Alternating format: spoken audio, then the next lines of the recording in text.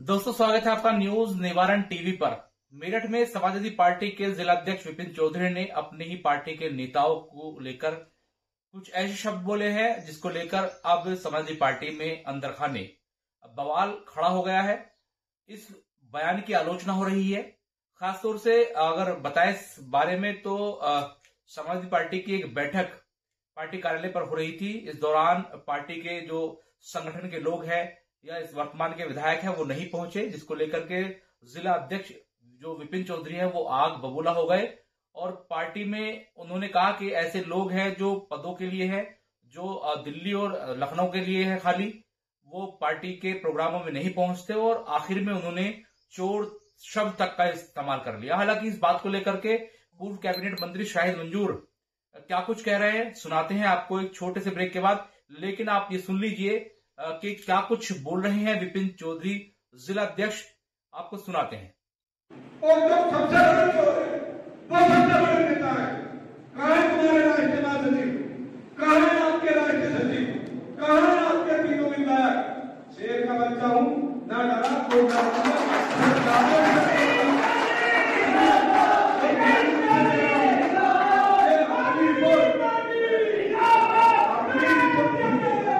अपनी रिपोर्ट ऐसे जगह मैं रहूं ना रहूं, लेकिन सच्चाई की अलग जगह ये चोर है और चोर है।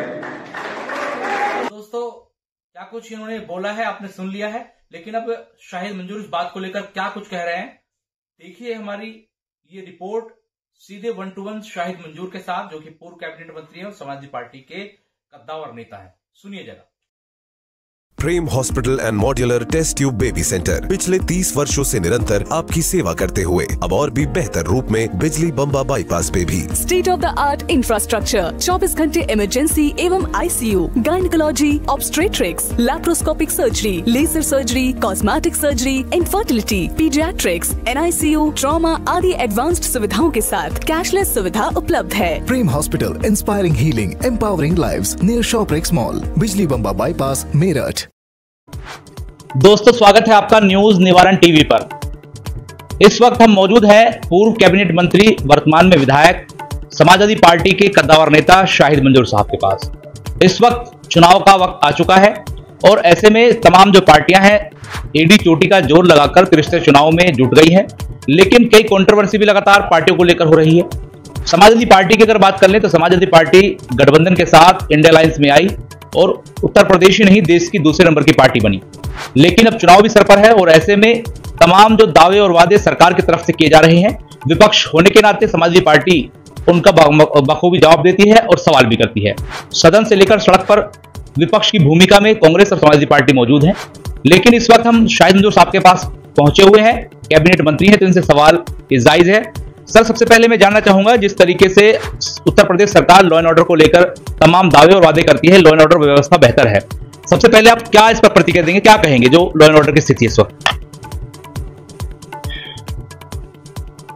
सरकार जो दावे करती है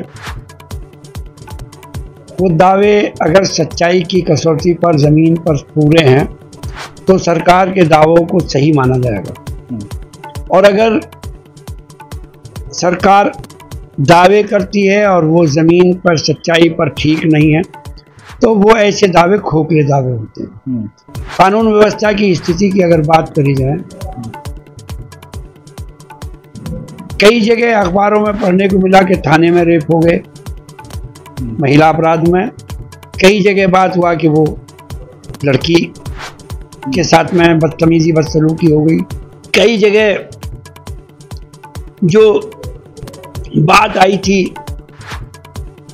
एक इन्होंने स्क्वाड बनाया था जो बाजार में लंचिंग का और छेड़छाड़ कर रोकने का जो आरोप लगे थे, उसमें भी ज़मीन पर कोई सच्चाई अभी नज़र नहीं आ रही है। कई बार व्यापारियों की समस्याओं को लेकर जो हुआ है मेरठ में, जो होता है, कभी व्यापारी प्रदर्शन कर रहे हैं, कभी उनके यहाँ लूट होती है, कभी उनके यहाँ दुकान पे चोरी होती है और बाद में मुलजिम पकड़े भी नहीं जाते। और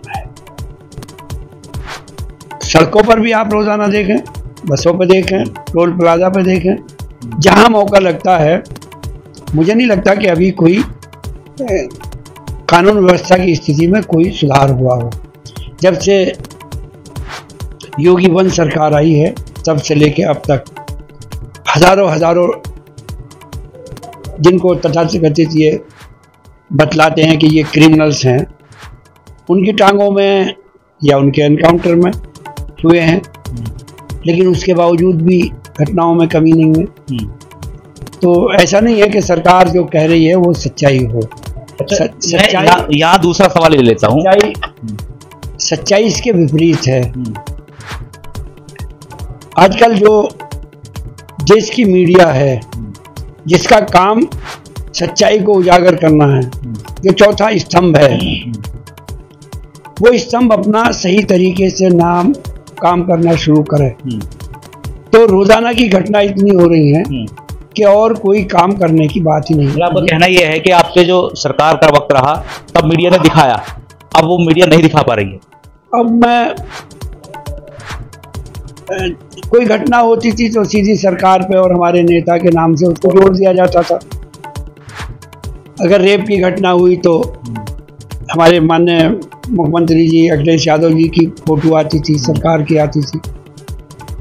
अब पता नहीं सरकार से मीडिया डरी हुई है या सरकार के पक्ष में है या सरकार से मैनेज है। अब अगर कोई बड़े से बड़ी घटना हुई हो जाए तो उसमें सरकार का दोष जो है वो कहीं आपकी मीडिया नहीं दिखला रही है। अच्छा, सवाल मैं लेता हूँ कि जो उत्तर प्रदेश है कई जिलों में देखा गया है कि मॉब लिंचिंग की घटनाएं सामने आई हैं। क्या यह सामाजिक ताने बाने के लिए खतरा है? आप उसको क्या मानते हैं और आपकी पार्टी का क्या इस पर बयान है, क्या स्टैंड है? देखिए, मॉब लिंचिंग एक ऐसा अपराध है जो विकृत बुद्धि के लोग, मानसिक तौर पर जो लोग बीमारी से ग्रस्त हैं, वो लोग ये कदम उठाते हैं। कहीं कोई अपराध हो रहा है उसको रोकने की जिम्मेदारी सरकार की है और सरकार भी योगी जी की सरकार है जो जीरो टॉलरेंस की बात करती है। अब जीरो टॉलरेंस की सरकार में मॉब लिंचिंग हो जाए तो सरकार पर प्रश्न चिन्ह जरूर लगता है। क्राइम रोकने का काम सरकार का है, किसी संगठन का नहीं है या किसी तथाकथित सेना का नहीं है। अच्छा, सवाल यहाँ ये है मंत्री जी, सवाल कि सरकार का नहीं है, पुलिस लॉ एंड ऑर्डर देखती है, लेकिन अब सवाल ये है कि जो जिले हैं आसपास के या उत्तर प्रदेश के पुलिसकर्मियों की जो कार्रवाई है उसमें निष्पक्षता की कमी देखी गई है। और क्या आपको लगता है कि ये कानून व्यवस्था राजनीतिकरण ले चुकी है? देखिए,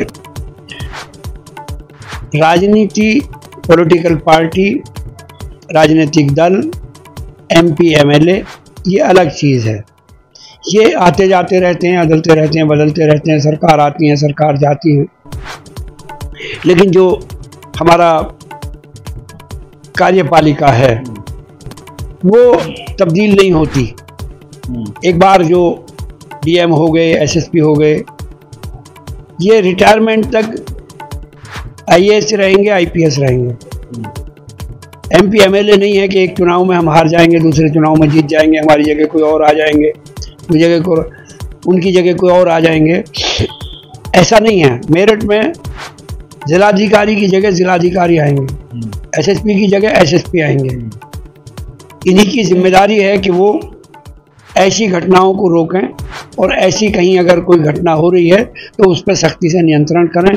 कौन किस धर्म का है, किस जाति का है, क्राइम करने वाले क्राइम है, क्राइम को रोकना चाहिए। इतने लंबे के समय के बाद भी जीरो टॉलरेंस की सरकार में भी अगर अभी भी कहीं क्राइम हो रहा है तो सरकार को निश्चित रूप से सोचना चाहिए कि कहीं ना कहीं इतने एनकाउंटर होने के बाद भी अगर कहीं क्राइम है तो सरकार को इस पर पुनर्विचार करना चाहिए कि आपकी पॉलिसी ये फेल हुई है या इससे कोई सक्सेसफुल हुआ है। देखिए, ये आपने जो सरकार का एनकाउंटर मॉडल है और ठोको नीति है उस पर अपनी राय और आलोचना तो पेश कर दी है, लेकिन मॉब लिंचिंग जैसे मामलों में सामने आने के बावजूद भी सरकार चुप क्यों रहती है? ऐसे में विपक्ष, खासकर समाजवादी पार्टी, जनता को न्याय दिलाने के लिए क्या कर रही है? सरकार अलग चीज है, कार्यपालिका अलग चीज है। सरकार भाजपा की हो सकती है, सपा की हो सकती है, बसपा की हो सकती है, कांग्रेस की हो सकती है, तृणमूल कांग्रेस हो सकती है, किसी की भी सरकार हो सकती है। लेकिन अधिकारी तो अधिकारी हैं जिनकी जिम्मेदारी है कि वो कानून व्यवस्था की स्थिति को बेहतर बनाने के लिए जहाँ कहीं कोई घटना होती है निष्पक्षता से उसकी जांच करें, निष्पक्षता से उस पर कार्रवाई करें। और जब ये काम होगा तो निश्चित रूप से क्राइम भी कंट्रोल होगा और क्राइम करने वालों पर भी अंकुश लगेगा। अच्छा, अब सवाल ले लेते हैं कि सर, मेरठ की जो समाजवादी पार्टी की जो टीम है, जो कप्तान है, उनकी एक विवादित टिप्पणी वायरल हो रही है, उसको लेकर आप क्या कहेंगे? क्या आपको नहीं लगता कि इस सबसे पार्टी की छवि धूमिल हो रही है? देखिए, पार्टी अलग चीज है, संगठन भी है, पार्टी है, पब्लिक है, पब्लिक की सोच है, पब्लिक की सोच समाजवादी पार्टी की तरफ है, पब्लिक की सोच आदरणीय अखिलेश यादव जी की तरफ है, समाजवादी पार्टी की तरफ है। जहाँ तक छोटा मोटा मामला है मेरे कहने से या किसी के कहने से, पार्टी की छवि, हमारे नेता की छवि धूमिल नहीं होने की किसी भी कीमत पर। जो हमारे नेता की छवि है उसमें कहीं कोई परिवर्तन आने वाला नहीं है। हमारी कमी हो सकती है, हमारे संगठन की कमी हो सकती है, हमारे अध्यक्ष की कमी हो सकती है, एमपी एमएलए की कमी हो सकती है, लेकिन समाजवादी पार्टी को अगर एज ए होल देखा जाए तो उसकी छवि पर कोई फर्क नहीं पड़ रहा। और जो देश के राष्ट्र के मुद्दे हैं उन पर हमारी पार्टी, हमारे नेता अपनी स्पष्ट राय रखते हैं। तो लोकल लेवल पर किसी का क्या बयान आ गया, क्या नहीं आ गया, मैं उस पर कोई टिप्पणी नहीं करना चाहता। हाँ, इतनी ज़रूर मेरी राय है कि हमें अपनी भाषा पर, अपने वक्तव्यों पर, इन सब पर कंट्रोल रखना चाहिए। अगर कहीं कोई कमी है, कोई बात हो गई है तो पार्टी के मंच पर, पार्टी के प्रदेश के मंच पर, राष्ट्रीय नेतृत्व के सामने वो बात रखनी चाहिए कि कहाँ से सहयोग मिल रहा, कहाँ से सहयोग नहीं मिल रहा। मीडिया के सामने मुझे या किसी को भी कोई ऐसी टिप्पणी या ऐसा कोई वक्तव्य बहुत सोच समझ के रहना चाहिए जो वायरल हो, जिससे पार्टी की छवि खराब हो। तो आप मान रहे हैं कि पार्टी की छवि खराब नहीं है, एक व्यक्ति विशेष का ये बयान हो सकता है, लेकिन कोट करके नाम लेकर के, लोगों के नाम लेकर के कहा गया है। क्या आपको नहीं लगता कि इस तरह के बयान जो कप्तान दे रहे हैं कि उन पर भी कोई कार्रवाई होनी चाहिए? और दूसरा ये कि आपको क्या सूचना दी गई थी प्रोग्राम में पहुंचने की या नहीं दी गई थी जो इतनी सब बातें हो गई? हमारी पार्टी में कोई भी काम अगर होता है तो प्रदेश कार्यालय से हम सबको उसकी सूचना आती है। मुझे कल के प्रोग्राम की प्रदेश कार्यालय से कोई सूचना नहीं थी, क्या प्रोग्राम था क्या नहीं था। तो ज़्यादातर अगर प्रदेश कार्यालय का कोई प्रोग्राम होता तो मैं कोशिश करता हूँ कि मेरठ में हूँ तो प्रदेश कार्यालय के दिए हुए प्रोग्राम पर मैं टाइम पर पहुँचूँ, दफ्तर में पहुँचूँ और जो अपना पक्ष रखना है, जो बात रखनी है वो करूँ। तो प्रदेश कार्यालय से कोई ऐसा लेटर नहीं था मेरे पास जो, या ऐसी सूचना नहीं थी जिसमें जाना वहाँ पर मुझे प्रतिबंधित होता या प्रतिबद्धता होती। अब कल कोई प्रोग्राम होगा तो मैं क्षेत्र में था। सभी लोग, हम जो विधायक हैं, अपने अपने क्षेत्रों में, पार्टी की भी जिम्मेदारी है, क्षेत्र की भी जिम्मेदारी है, हम लोगों को ब्याह शादी मरना जीना भी है। तो बहुत व्यस्तता का जीवन है, संगठन का काम है संगठन को मजबूत करने का, और जब चुनाव आवे तो उस संगठन को मजबूत करके कैंडिडेट चाहे मैं हूँ या कोई और हो उसके पक्ष में काम करने का, ये संगठन की ड्यूटी है, इसी को उनको निर्वहन करना चाहिए। अच्छा, मैं आखिरी सवाल ले लेता हूँ। त्रिस्तरीय चुनाव आ चुके हैं, जिला पंचायत चुनाव अगले साल के जनवरी फरवरी में शायद माना जा रहा है। आप क्या मान रहे हैं, पश्चिम उत्तर प्रदेश के बड़े लीडर हैं, किस तरीके से आप तैयारी कर रहे हैं, या आप साथ लड़ेंगे, अलग लड़ेंगे? चंद्रशेखर आजाद कह गए हैं कि हम अलग लड़ेंगे, AIMIM भी अलग लड़ेगी और बसपा तो हमेशा अलग लड़ती ही है। तो क्या मान रहे हैं कि ये तीनों पार्टियां, जो छोटी पार्टियां थी, अब धीरे धीरे रफ्तार क्षेत्र में घुसती जा रही हैं, सपा को इससे नुकसान होगा, नहीं होगा, और कैसे और क्या तैयारी मानकर चल रहे हैं? ये हमारे यहाँ जो चुनाव का सिस्टम है वो 3-4 स्तर पर चुनाव बटा हुआ है। पार्लियामेंट का चुनाव है, असेंबली का चुनाव है, जिला पंचायत का चुनाव है और प्रमुखी का चुनाव है, और उसके बाद में प्रधानी का चुनाव है। सब ये ज़्यादातर जो हैं, ज़्यादातर इलेक्शन जो हैं वो स्थानीय नेताओं के, उनकी छवि पर, उनकी कर्मठता पर, उनके कार्य को देखकर किसी गांव के प्रधान का चुनाव गांव की जनता करती है, और वो ये सोच के करती है कि हमारे गांव के विकास के लिए कौन आदमी बेहतर रहेगा। इसमें पार्टियों का ज़्यादा अमल दखल नहीं होता। इसके बाद में आता प्रमुखी का इलेक्शन। प्रधानी के बाद जब प्रमुखी का इलेक्शन होता है तो सब लोग जानते हैं प्रमुखी का इलेक्शन आजकल कैसे हो रहे हैं, उस पर ज़्यादा टिप्पणी करने की आवश्यकता नहीं है।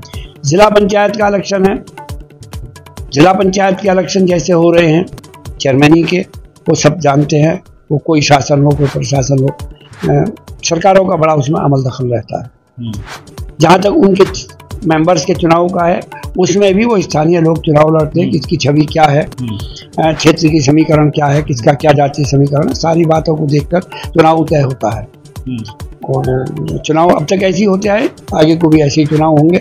उसके बाद में अगर सरकार ने चुनाव होने दिया तो फिर जनता का फैसला मुझे लगता है कि समाजवादी पार्टी के हक में होगा, हमारे हक में होगा। मैंने ये बात इसलिए कही कि अगर होने दिया तो, क्योंकि अभी जो चुनाव हुए हैं, जो अभी चुनाव गन्ने के जो चुनाव हुए, अभी जो कोऑपरेटिव के चुनाव हुए, इस तरीके से ये चुनाव हुए हैं, तो इनको चुनाव नहीं माना जा सकता। डेलीगेट्स के जो गाँव के डेलीगेट्स आते उन्हीं के पर्चे कैंसिल कर दिए गए, तो इसको कैसे चुनाव मान लिया? ये तो सरकार ने अपनी तरफ से तय कर लिया कि इसको बनाना है। भारतीय जनता पार्टी में भी कई लोग दावेदार थे, मगर सरकार ने जिसको बनाया, जिसको तय करा उसको बना दिया। सब लोग रखे रह गए, धरे रह गए, चुनाव हुआ ही नहीं।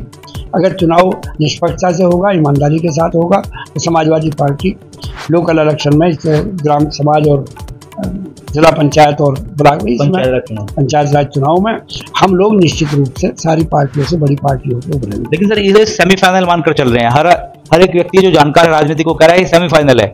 अगर इसमें रिजल्ट आपके अनुसार नहीं आते, आपके अनुकूल नहीं आते, तो क्या ये मान लिया जाए कि उत्तर प्रदेश में 27 में होने वाले चुनाव में आप कमजोर कड़ी रहेंगे? ऐसा हो सकता है क्या? अभी पार्लियामेंट के चुनाव हुए, पार्लियामेंट के चुनाव में हिंदुस्तान की जनता ने भारतीय जनता पार्टी के करीब खिलाफ वोट किया। अगर वोटों की परसेंटेज देखी जाए तो 1-2% वोटों का फर्क है अपोजिशन की वोट में और भारतीय जनता पार्टी की वोट में। और सारे अपोजिशन की वोटों को अगर मिलाया जाए तो हम भारतीय जनता पार्टी से कहीं आगे हैं। 37% भारतीय जनता पार्टी का वोट है इस समय, हम उनसे बहुत आगे हैं। और जहाँ तक सेंट्रल गवर्नमेंट की बात है, भारतीय मोदी जी की बात है, अब उसमें 2-3 सेकुलर पार्टी के ऐसे नेता हैं जो सेकुलरिज्म के नाम पर वोट लिया है, और उन्होंने भारतीय जनता पार्टी को अपनी किस मजबूरी के तहत उन्होंने सपोर्ट किया। इसको तो आप भी के साथ ही थे, उन्होंने किस मजबूरी के साथ वोट किया है, भाजपा के साथ सपोर्ट गए हैं मोदी जी को प्रधानमंत्री, इसको तो वो जाने। लेकिन भारतीय जनता पार्टी का जो मैंडेट था वो अपोजिशन पार्टी के मैंडेट को छू नहीं पा रहा था। हम बहुत ऊपर थे।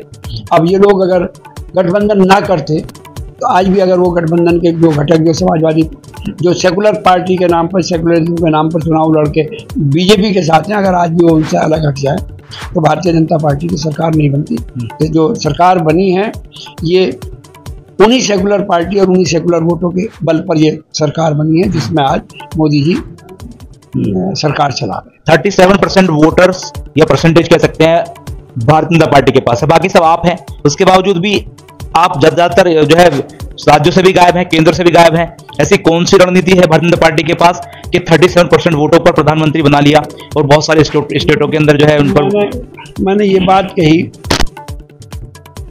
वो सरकार उन 2-3 नेताओं के बल पर बनी हुई है जिन्होंने सेकुलरिज्म के नाम पर वोट लिया है, चुनाव जीता है, संसद में पहुंचे हैं, और संसद में पहुंचने के बाद उन्होंने भारतीय जनता पार्टी का साथ दिया है और भाजपा की सरकार बनाई। इसको वही नेता बतला सकते हैं।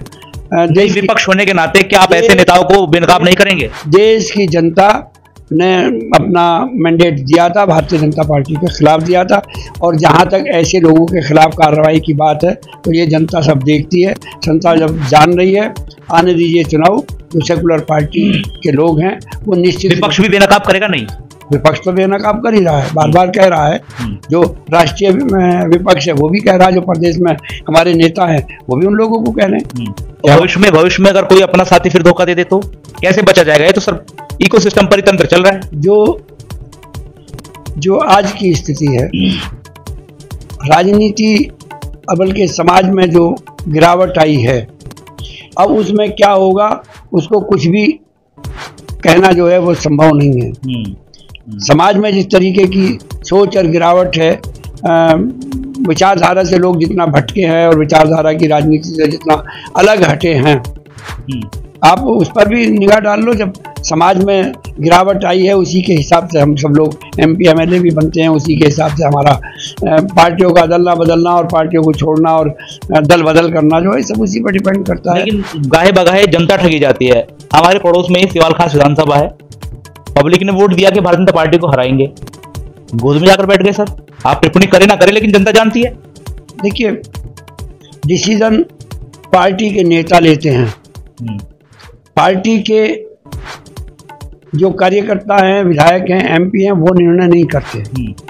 समाजवादी पार्टी का जो निर्णय है हमारे वो नेता करेंगे।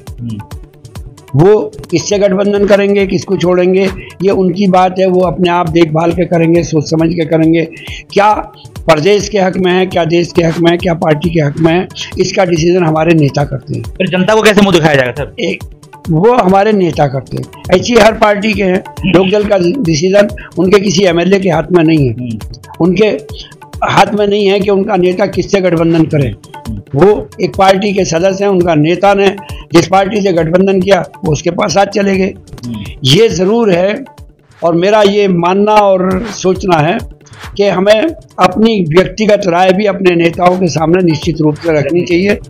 अगर पब्लिक के बीच में जाकर बताना और चाहिए। पब्लिक के बीच में ये मैसेज भी जाना चाहिए कि हम नेता के तो अपने साथ हैं, लेकिन हर जो निर्णय है उनका जो सेकुलरिज्म के खिलाफ है, जो देश के खिलाफ है, देश की जनता के खिलाफ है, किसान के खिलाफ है, मजदूरों के खिलाफ है, छात्र के खिलाफ है, ये बात हमें कह देनी चाहिए कि आपका तो हम साथ नहीं छोड़ेंगे, लेकिन हम उन शक्तियों के साथ भी नहीं खड़े हो सकते जो देश के विरोध में खड़ी हैं, नौजवानों के, छात्रों के, बेरोजगारों के, जो इनके लिए काम नहीं कर रहे हैं। हम उनके साथ, जो किसान विरोधी सरकार है, हम उनके खिलाफ खड़े नहीं हो सकते, हम उनके साथ नहीं जा सकते। हम आपके साथ रहेंगे लेकिन हम उनके साथ नहीं रहेंगे। क्या मान रहे 27 में सर सरकार में लौट रहे हैं वापस?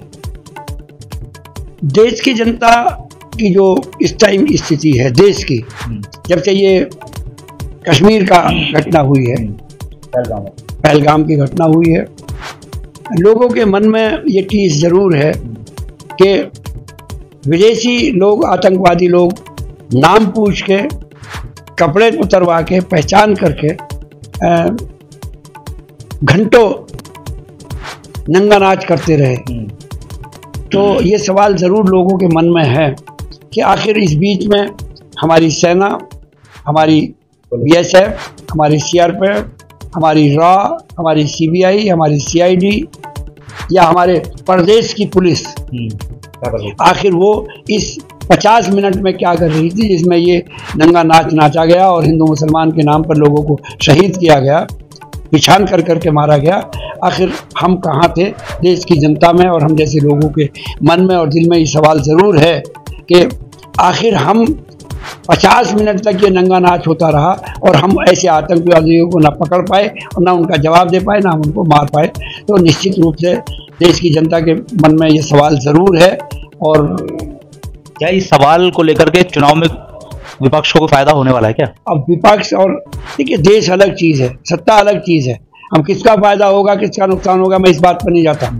लेकिन हमें अपनी 12 साल के शासनकाल में, मोदी जी के 12 साल के शासनकाल में, अगर हमारा बॉर्डर मजबूत नहीं है, हमारे बॉर्डर पे अभी भी जो है वो आतंकवादी घुसपैठिए आने बंद नहीं हुए हैं, अगर 370 हटने के बाद भी और नोटबंदी के बाद भी अगर इसमें आतंकवाद में सुधार नहीं हुआ हो, तो भारतीय जनता पार्टी की नेताओं को, उनके नेताओं को अपनी नीतियों पर ज़रूर विचार करना चाहिए कि आखिर इतना सब कुछ करने के बाद भी आतंकवाद अब तक क्यों पनप रहा है और देश की सीमा के से पार लोग हमारे मुल्क में आके आतंकवादी घटना करके और धर्म के आधार पर चिन्हित करके लोगों को मार के जा रहे हैं। तो ये पार्टी को, उनकी पार्टी को और सरकार को, जनता को विचार नहीं करना चाहिए कुछ? जनता विचार कर रही है, जनता विचार कर रही है।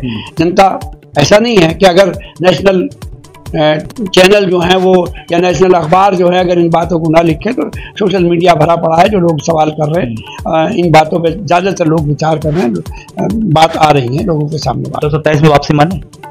देखिए, ये भविष्यवाणी करना कि वापसी आ रही है या नहीं आ रही है, ये तो कोई कॉन्फिडेंस क्या है? ये तो भविष्यवाणी कर सकते हैं कोई भविष्यवक्ता। मैं ये सब भविष्यवाणी नहीं कर सकता।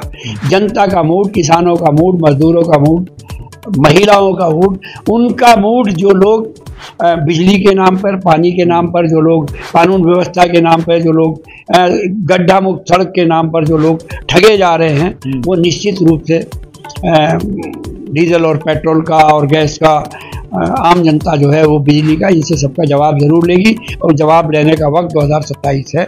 हमें विश्वास है कि जनता जो मुद्दे हैं उन पर विचार करेगी और उन्हीं मुद्दों के आधार पर आकलन करेगी कि समाजवादी पार्टी की सरकार में जनता कितनी खुशहाल थी, जनता को क्या मिल रहा था, क्या किसानों को लाभ था बिजली के क्षेत्र में, दूसरे क्षेत्र में, इंफ्रास्ट्रक्चर में, सड़क में, गांव के विकास में, वो चाहे लोहिया की योजना हो या वो जनेश्वर मिश्र योजना हो या आदरणीय अखिलेश जी का विजन हो कि लाइनों को ठीक कराना, बिजली घर का बनवाना, बिजली का उत्पादन बढ़ाना, स्कूल और कॉलेज और इनका सबका निर्माण कराना। जनता निश्चित रूप से सोचेगी कि उस सरकार में और इस सरकार में जो सिर्फ ज़बानी जमा खर्च है, ज़मीन पे कुछ नहीं है, जनता सोचेगी और इनको बदलने का काम करेगी। तो बहुत शुक्रिया। 2027 में परिवर्तन होगा और जनता सरकार का रिपोर्ट कार्ड तैयार कर रही है और इसके अलावा तमाम जो नेशनल और स्थानीय मुद्दे हैं उन पर बात की गई है। पूर्व कैबिनेट मंत्री शाहिद मंजूर से आगे भी राब्ता करते रहेंगे और ये जानने की कोशिश करते रहेंगे कि क्या कुछ चल रहा है। खासतौर से चुनाव को लेकर भी उन्होंने राय पेश की है। उन्होंने कहा है कि जो पंचायत राज चुनाव होते हैं उसमें सीधे सीधे पार्टी का कोई दखल नहीं होता है, क्षेत्र के लोग चेहरे पर जो है वोट करते हैं। इसके अलावा इन्होंने गाहे बगाए ये भी कहा कि जो जिला पंचायत के चुनाव है उसमें अध्यक्ष पद का जो चुनाव होता है वो किस तरीके से हो, सरकार जो भी सत्ता में होती है उसी की पार्टी का नेता जिला पंचायत अध्यक्ष बनता है। हालांकि तमाम मुद्दों पर बात हुई है, मॉब लिंचिंग को लेकर भी उन्होंने राय पेश की है। तो साथ ही साथ मेरठ में जो वीडियो मेरठ के जिला अध्यक्ष का वायरल हुआ है विपिन चौधरी का, उसको लेकर भी इन्होंने एक नसीहत दी है कि बयान सोच समझ कर देना चाहिए और पार्टी की छवि इससे ना तो धूमिल हुई है और ना ही होगी। लेकिन फिर भी लोग सवाल कर रहे हैं कि साहब आप ये क्या बोल रहे हैं, क्या कह रहे हैं? अगर पूरा संगठन चोर है तो फिर सही कौन है? सहयोगी फहीम के साथ मनोवर चौहान, न्यूज निवारण टीवी, मेरठ। जय हिंद।